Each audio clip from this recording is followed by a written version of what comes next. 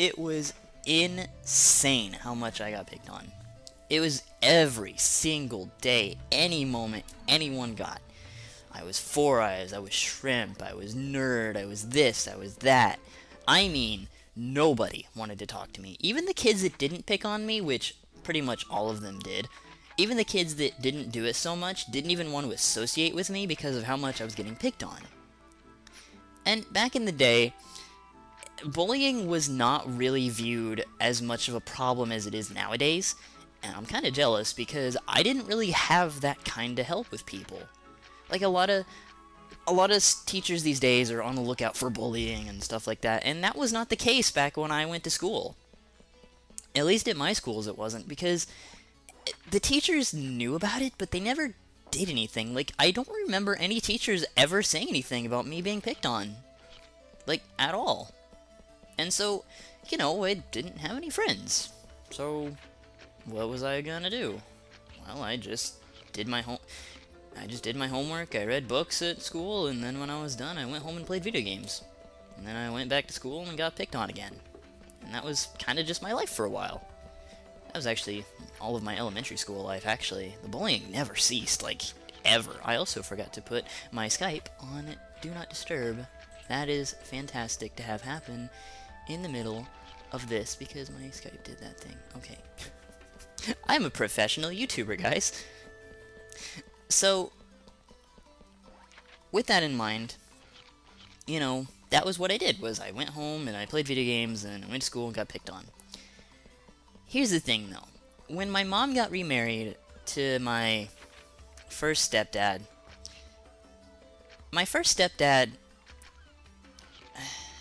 it's weird because I never liked him, and the reason I didn't like him was because he wasn't my dad. And so, because when I was young, I was like, why can't my mom and my dad be together? And, I didn't understand divorce at the time, and that's why my stepmom was also, for the longest time, scary to me, because, she wasn't my real mom, and so what am I supposed to do? And my stepdad was never mean until I got older. See, the thing is that he drank a lot. I mean, a lot. He was pretty much drunk every weekend. Sometimes every weekday if he happened to have the week off. I mean, at any given point in our fridge, there was always beer. There was always beer in the fridge, constantly. And so, he would always drink, like, every single day. He had a real drinking problem. As such, he got drunk quite often. And so, this oftentimes led to a lot of fighting between him and my mom.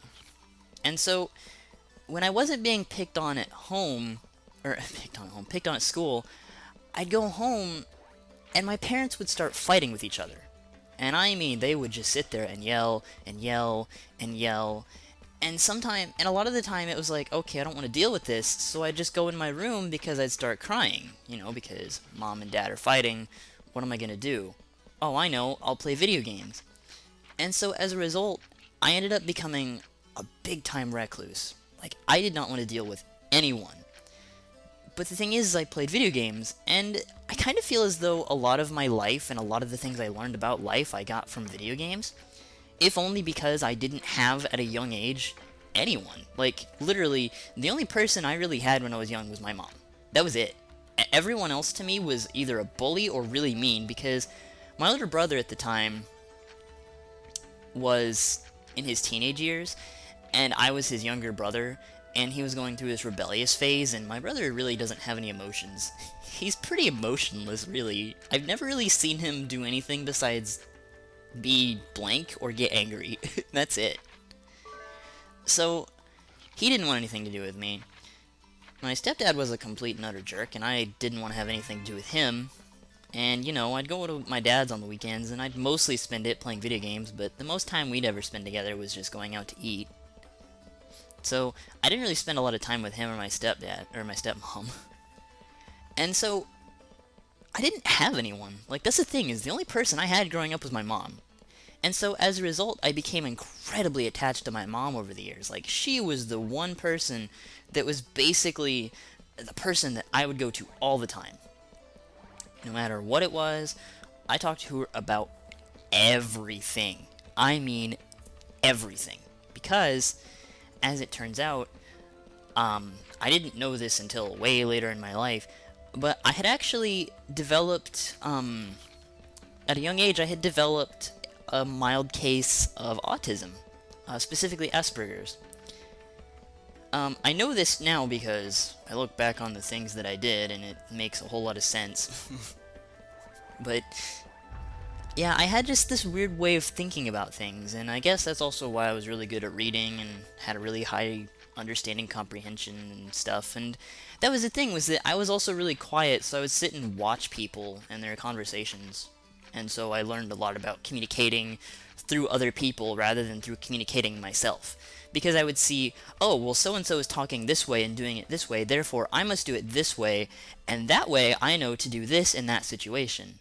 Which, granted, I learned later doesn't always work because you have to experience it for yourself and figure out how to comprehend words and put them in order and make sure it sounds good with tone, which is probably why my tone is kind of dumb because, you know, I have a hard time controlling my tone when I talk to people, and so they'll think, are you mad at me? I'm like, no, not really. Did I sound mad? Because I didn't mean to. And so, that was a lot of my early years, was just watching my parents argue, going into my room and playing video games, and being ignored by my older brother. Years later, my older sister, that would be weird. My younger sister was born through my first stepdad and my mom. And she was, you know, she was the baby of the family. Well, because she was the baby of the family on my mom's side, I didn't really get any attention anymore. Suddenly, the world kind of focused its way away from me, and the one person in the world that I, you know, cared much for was focusing more on my little sister. Of course, my little sister also had the backing ups of her dad, who was her stepdad, and my older brother was, like, just so far gone in his ability to care about anything that he didn't care even more. And so, I finally had to learn how to deal with a younger sibling, which meant that attention was going to be split between the two of us. So as we got older, we finally moved into a new house, which consequently was a good thing we did, because the house we were in actually got hit by a tornado a year later.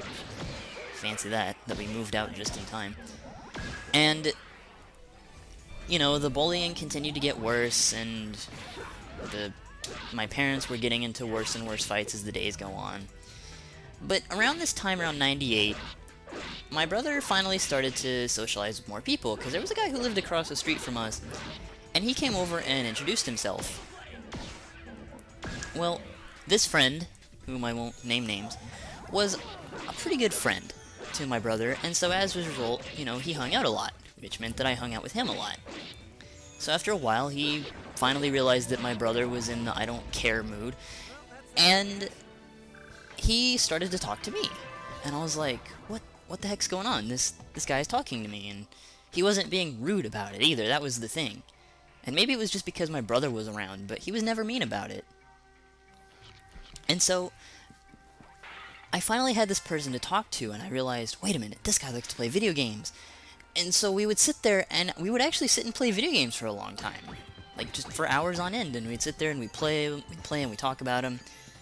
But the thing is that this friend that I had a habit of pulling pranks on me. See, a lot of kids would do stuff like that, like they'd pull pranks on me, they'd pick on me, but the difference between those kids and this guy was that he would always preface it with, oh, I was just kidding, or end it with, I was just messing around with you, you know I don't mean it. And as a kid, I was really gullible, and as such, I was like, oh, no, it's okay. But more than anything, what it was this was my first friend. You know, like, this was a person who accepted me for who I was as a person, and I could talk to him, and all this stuff, and, well, I'll spare you the whole story and just say that there was a time where him and his friends got together, and they wanted to do something fun because they were bored, and I was about 10 or 11 years old at the time. And we went to the backyard of this old lady's house because of the way that our neighborhood was built. It was really easy to get into people's backyards. Like, there were no fences or anything. And I watched one day as they just walked up and lit her plants on fire. And it was the first time in my life that I'd really felt as though I was betrayed, in a way, because I knew what they were doing was wrong. And they, the lady shortly after came home and asked them what was going on, and she was an old lady too, like she had to have been at least in her 80s. And as I was watching this, I was thinking to myself, what just happened? Like, why would my friends do that, Because they're people that I trust with my entire life, and yet here they are, burning these plants down at a place they don't, to a person they don't even know. And it was just like, I didn't know how to comprehend what it was I was looking at, because, I'd never experienced anything like this before, and it was, in a way, it was a betrayal of everything that I knew about them, But it was just like another just moment in my life that I'll never forget. But ultimately, I made the mistake of forgiving them. And that's the thing about me, is that I was just, in my mind, all I could think of was, no, I can't not do this, because these people are my friends, right? And therefore, I don't have any other friends, so I have to forgive them, because if I don't, I'm going to be out of friends. I'm not going to have anyone else I can talk to besides my mom, and that's going to be it. And so I forgave them. And so, a couple months later, we were actually going to be moving to a different house, I think it was to a trailer park. And so, because money was becoming an issue finally. And so finally, I finally went to my friend's house for one last time. And I'm gonna warn you, this story is kinda... this is a minor trigger warning here for any of you guys, so just a heads up. I was at his house, and I was sitting there hanging out with him, and I was just asking him, what do you want to do? And he kept saying, oh, nothing in particular. And so we were just sitting there watching TV, his parents weren't home, I was going to be moving out in a little while, so I was like, this is going to be the last time we're probably going to hang out. He was like, that's cool. So, after a little bit, he looked over at his coffee table, saw that he had a holy Bible was sitting on there, and he picked it up, and he looked at me, he pointed at the Bible and said, hey Zach, I worship the devil. Just, like, with no feeling at all in his voice. And me, being the gullible little kid that I was at the time, I was like, haha, nobody does that, he's joking around, I've learned his jokes by now. And so he just put it down, and he kept occasionally looking over at me.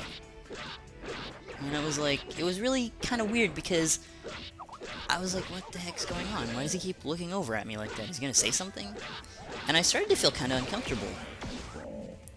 So finally, he gets up, and he walks into the kitchen. And when he comes out from the kitchen, he has one of those knives he has a meat-cutting knife in his hands.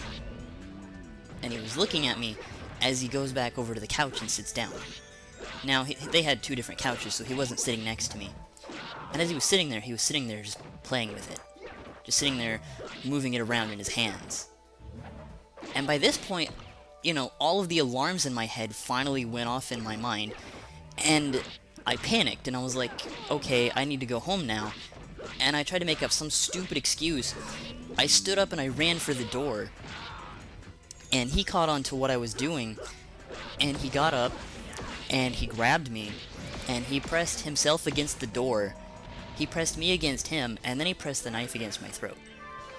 He had his thumb against the blade part, but at the time I didn't realize that, because here I am, in between a knife and the person I once called a friend, and I'm not sure what to do, so all I can do is just sit there and just cry. I'm just sitting there crying and trying to think to myself, what's going on? I couldn't comprehend what it was that was about to happen, but for the first time in my life, I had thought I was going to die. And I was not a teenager yet. I was only maybe 11 or 12 years old, and I'm sitting here having these thoughts of, I'm going to die. I'm going to be killed right here by a person I just called my friend. And I was just stunned, and I didn't know what to do, and I just kept trying to struggle to get free, which, wasn't a good idea, because there was a knife there, and if I'd slipped, I would have probably actually died, but I couldn't figure out what to do. And so I was just sitting there, like, it only lasted maybe 3 or 4 minutes, but that was the longest 3 or 4 minutes of my life. And so finally, after a while, he puts the knife down, and then he kind of pushes me away a little bit, and I fall to the ground. And he just looks at me and just smiles and says, "I was just kidding." Because to him, what just happened was just a big practical joke.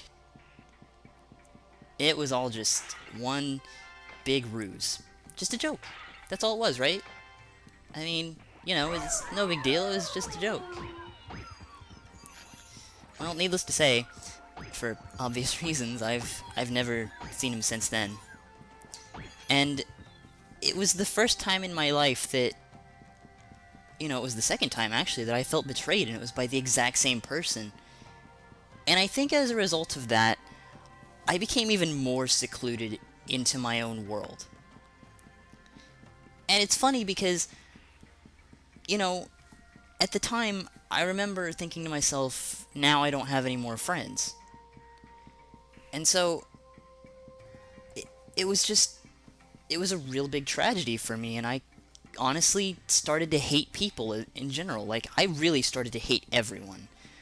In fact, it got to the point to where I was just cold towards everyone, and I assumed that if you talked to me, you were basically the worst person in the world. And in fact, to this day, I'm still very untrusting of a lot of people, and it's very hard for me to really talk to people, which obviously I've come a long way since then, since I'm sharing this with the internet. So, there you go.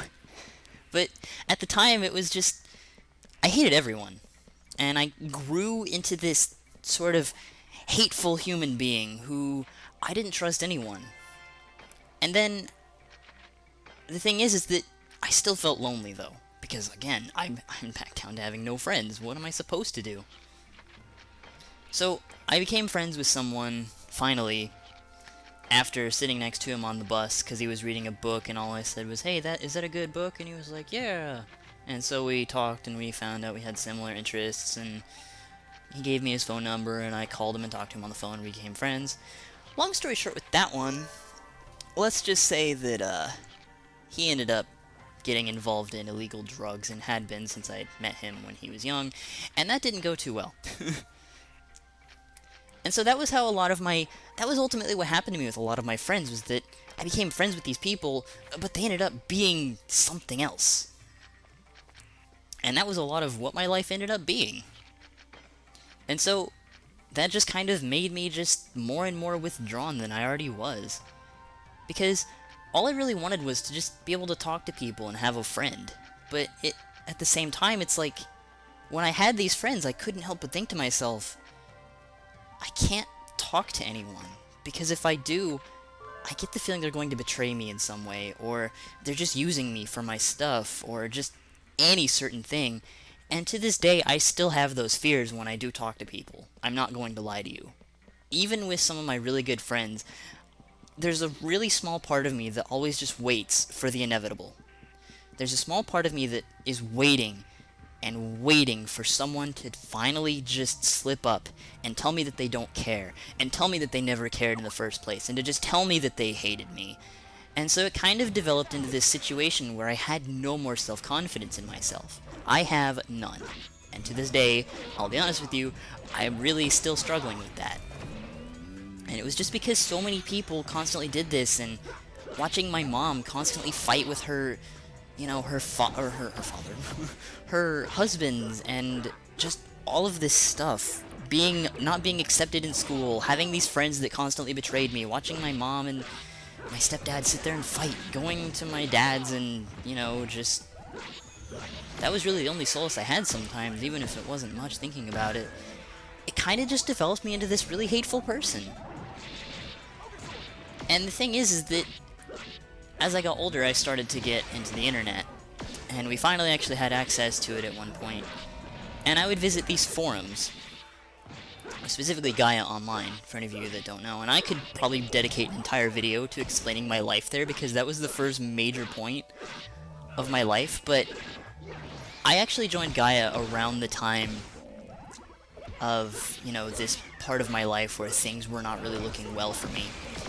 And I had found a guild, which was just basically a private forum in the game. It's not really a game, it's a website forum, but I always called it a game. So, if I do that, my bad. And so, I started to talk to these people, but the thing is that this was my first real experience into online friendships. And so I sat there and I talked to them, and weirdly enough, I felt a connection with these people, but here was the catch. It never really felt like I had to be fake around them, so I just was myself, and people naturally just kind of liked me for who I was, because, you know, I'd read a lot of books, so I was naturally a pretty good writer, and I started to come into my own and learn how to, you know, basically just wrote words to them, which at the time was kind of a novel concept for me. And so I started to develop a friendship with all these people, and like, it got to the point where we would share our MSNs and our AIMs and our Yahoos together, and I would just sit there and talk to them for hours, and that would be part of my routine now, was I would go home and play video games, but I would also talk to my friends on Gaia through the forums and through the Messenger, and I mean, I talked to these people for a long time. In fact, I'm actually still good friends with them even now. And, you know, we've since shared, like, we've actually keep up on Facebook and stuff like that, and that's really what I use that for. And so, we would sit there and we would just talk. And it didn't matter, you know, about what I looked like or how I sounded. I could literally just be myself in text form. And it was literally a way for me to have an outlet of socializing with people. And it was thanks to these, you know, these friends that I made that I started to learn the importance of what it meant to really get to know people again. Because I'd forgotten all about that ever since all the things that happened to me. And so, I sat there and I talked to them over and over and over, and I didn't have to worry about them betraying my trust, because if they did, they were just online, you know? It didn't hurt you nearly as much as if it was someone that was like that, but at the same time, I didn't want to ruin my friendship with these people, and so I sat there and I talked, and it was just great, you know, because I finally had these people I could connect with on a personal level.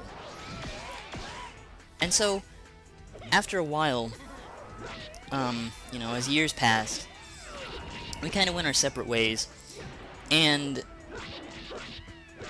you know, we still keep up with each other on Facebook, but for the most part, I don't really talk to them on a daily basis anymore, because we've all moved on with our lives. And, you know, we're all older now, because we were all around the same age, about 14 or 15.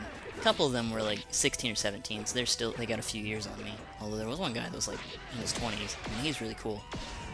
And so, we finally moved on, and it was like, you know, that's all good. And I was starting to, you know, having to look at college anyway. And so I started looking into college and all this stuff, but by this point, I actually did have some, you know, some friends that I didn't really share anything personal with. They were just friends on a really base level more than anything else until later. But they were all moving away too. And so, finally, just, you know, once again, it was like, okay, well, I'm kind of out of friends. Again. So, one day, I was hanging out at my dad's house, just because I was getting sick and tired of all this stuff happening at my mom's house, and by this point, I had my car and a license and all that stuff. And I was on YouTube, and I was just listening to music. And as I was watching stuff on YouTube, I got this thought in my head, and I was like, you know what? I kind of miss Kirby and the Kirby 64. So, just out of curiosity, I went ahead and Googled Kirby 64 gameplay. Because I was like, I want to watch some gameplay. And so, the first result that came up was one certain Odinspec 33. So I was like, let's play. Does that just mean they're just going to play through the game? Because I'd be okay with watching that. And so I clicked on it, and I saw his intro, and at the time I thought that was like a super fancy intro, and I was like, wow, this guy must be like a really good with editing and stuff.